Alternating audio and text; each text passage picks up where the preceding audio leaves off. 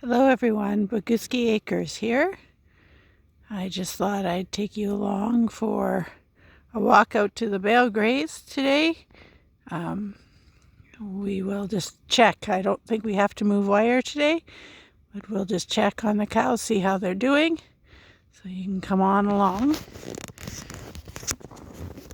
So this is my first video, so I don't know if it's going to be shaky or we'll just have to go with it. So we are on a 10-acre property here. I also lease or rent, wherever you are in the world. I also lease another 27 acres, another 7 acres, another 10 acres. So just about 45 acres have extra ground. We have a herd of Bronze cattle and a couple beef cattle as well. So for those of you that don't know Bronze, it's the foundation breed of a brown Swiss, but it's a triple purpose. They milk, they are meat, and they also can be used for like draft or pulling. This is just their bedding ground. So last year since we've owned this property, we have tried to develop it to the point where we can use it a little more efficiently. So last year we went and we what we call shredded. So we get a forestry shredder and we shredded this path here, and it all goes around. I don't know if you can see, but there is what we call a pond or a slough right there, and it goes all the way around. And my cows go to our barnyard to drink water. So we shredded a path around the slough, and so we can use our skid steer bobcat to put out bales, or we can get out here with whatever we need to help us just work a little more efficiently. Otherwise, and I'm a little older now, and sometimes I can't believe stuff I did, but otherwise, in past years, I would take the calf sled and load it with as many square bales as I could pull, and I would pull that out to the cows. Or I should say my goal is to improve our land, to bring this 10 acres up to where I can put as many livestock on it as I can and not deplete the land, that it will just help us grow our herd and build soil and all that good stuff. So you can kind of see our barnyard there, our slough, that's our house. So the cows come around, and right now they're just grazing, bale grazing in this little cut line that we made. Actually, it happened on accident. Our shredder guy didn't understand quite where our flags went, so he just made this extra cut line. It has worked out really good. Now, I don't know if you can see on this video, but this hill is really steep, and it was a challenge to get these bales up here. I did it for the most part by myself with the skid steer. I didn't really, thankfully, understand how dangerous it was until I fell into a beaver rut right there and was on 2 wheels and scared myself pretty good. So my husband came and finished those last 1, 2, and 3 bales there. And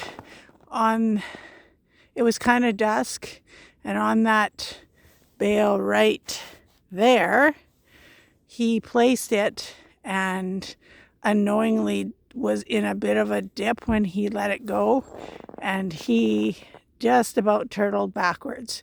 And it's kind of funny and really dangerous at the same time, but he hollered to me, and it was the first time that maybe my little extra fluff on me helped out, because I jumped onto the forks and kept him upright until he was able to, he kind of maneuvered himself sideways so he's a little more balanced. But yeah, that was a little scary moment, but kind of funny at the same time. Anyways, I have 5 cows and 2 feeder cattle that are in the barnyard right now, along with 2 replacement heifers that I'm just holding there until those feeder cattle go to slaughter, and then they'll join the cow herd. So out of the 5 cows, all of them are purebred, not papered. Well, Zara's papered, but all of them are purebred Bronve, with the exception of Cheer, our Speckle Park. She was a 4-H project, and she just stays because she's a good lead cow. And the other exception is Harley. Harley is a half Bronve, half Limousine. I do some AIing, and I also have a bull that we rent from a wonderful neighbor that helps me out, and her herd just happens to be a Limousine. So this year I'm toying around with buying a purebred Bronve bull, but we'll see how that works out in spring. That heifer there, her name is why can't I think of it? Her name is Cora, and she is my very first AI success by myself. My neighbor was here to hold her mom in place, but I did AI her successfully, and she is my first purebred born here that I had helped create. So anyways, this is our bale graze. Now, I was just doing this hollow here. Now, it has a bit more residue than I would like. However, the cows have been going back and cleaning it up. So they've probably got about 2 more days here, maybe even 3. But I just chalk that up as feeding the soil. They're doing a really good job. We had a very, very cold, all of a sudden blast. We went from like -5 all winter. Like, we have been spoiled in Alberta here. We went from very mild temperatures. Like, I could wear a hoodie doing chores. I didn't wear lined chore pants until like the beginning of January. We were spoiled. but we got a really cold blast. Now, you can't really tell the direction, but that is north facing, and or that's north. And so my idea here when I set this up was that I would use that for bedding ground. You can kind of see the straw there.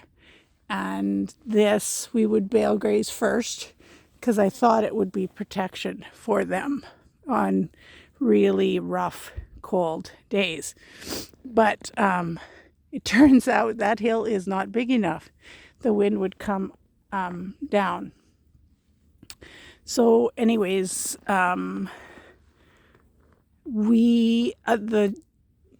it got really cold. Like when I say really cold, it was minus 38 and minus 52 with the wind chilled. And for the first couple of days, I thought our cows were bedded down where they were supposed to be. And then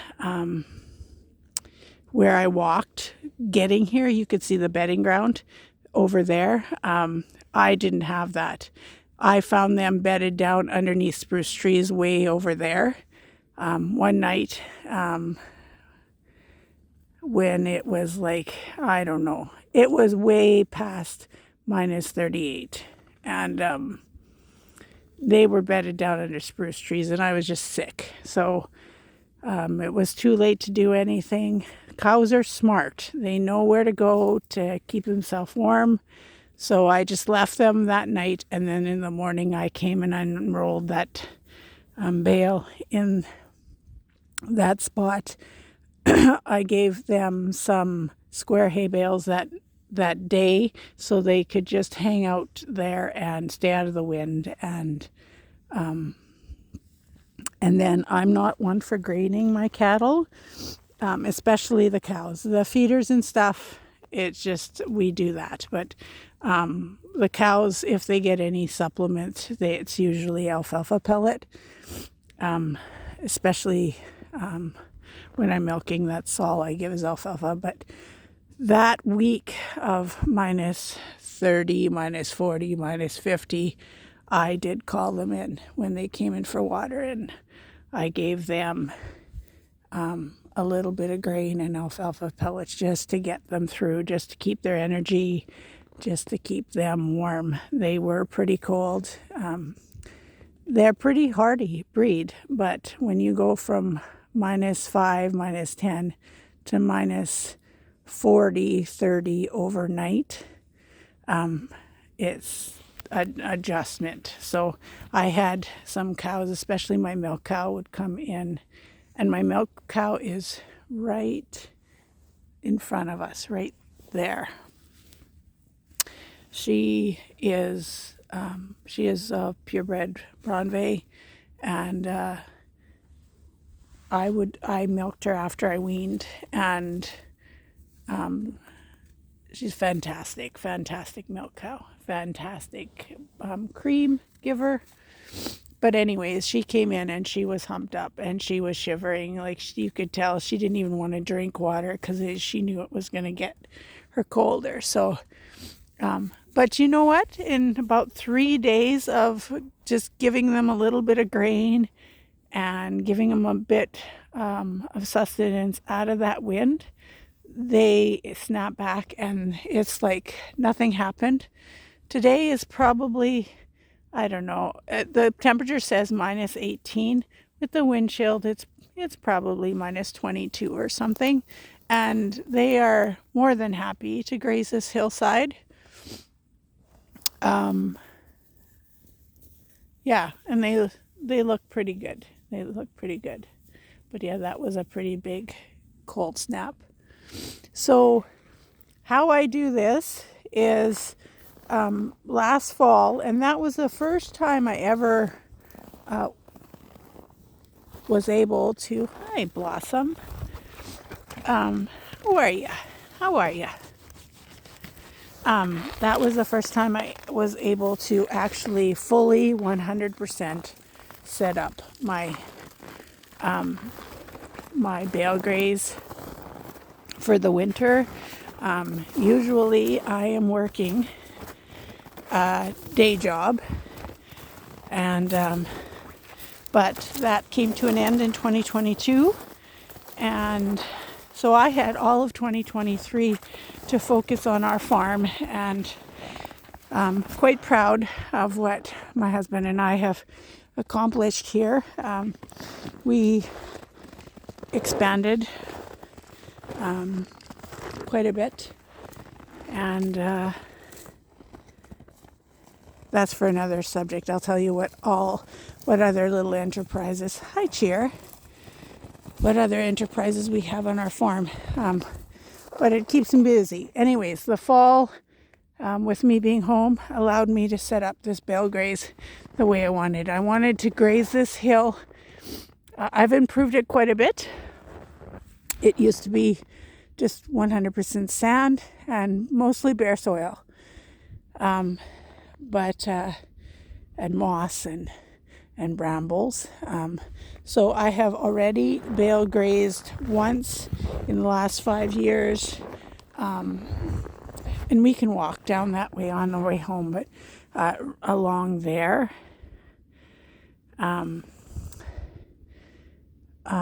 But I really didn't get to do this hill very much. Hi, babe.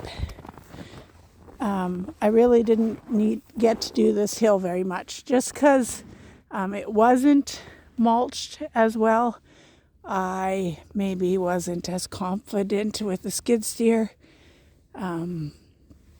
or had the energy because of the day job and all of that other stuff, littler kids. So I just got a little bit brave this year and went and set up the bales. And I put in these posts as well. You can see there's posts kind of through in between, and all set up. Now I'm just going to duck under this wire here. And I'm just going to show you again, kind of blowing our horn, but this gives you a little bit better idea how steep this is.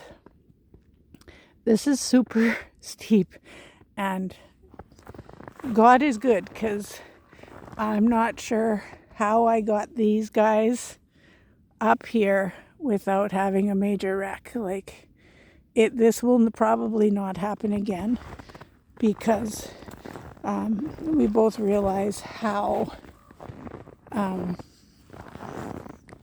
kind of dangerous it was to do this. So hopefully this will improve the soil on this hill. I know it will. I know we've done it before. I spread square bales on here, and now I see clover and I see alfalfa and some, and then I have all top seeded some legume throughout this pasture, and I've seen things, all kinds of legume, and not much bare soil anymore. So I know it's going to improve. I know we're doing a good thing. I know we're improving our soil. So this is where I started. We had 6 bales here, and you can't see because there is snow. There's a little bit of residue here, and they will likely, in my past experience, come back in the spring and clean that up a little bit more. But like I said, I'm happy for it to just decompose, the worms eat it, and make some better soil for me. I'm just taking you up here. I'm probably doing too much at one time. This is my first video, but we'll go with it. This is a field that borrows our property. These are wonderful neighbors, and you can't see right now, but where our dog is walking there, from our gate to about there, and then all the way down, it's just pure sand. It's pure sand. They they spin out with their combines going up the hill because of the sand. They just, I don't think they get the yield that they're hoping for. And so I need to get the courage to see if I can, thank goodness for insulated coveralls that don't allow you to get shocked that easy. Hopefully I can get the courage up and the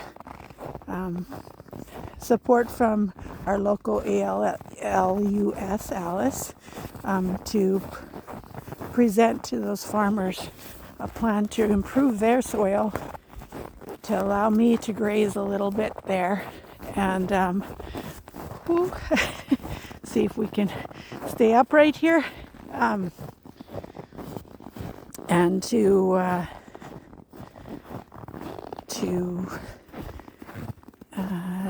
partnership with them, help them out, help us out.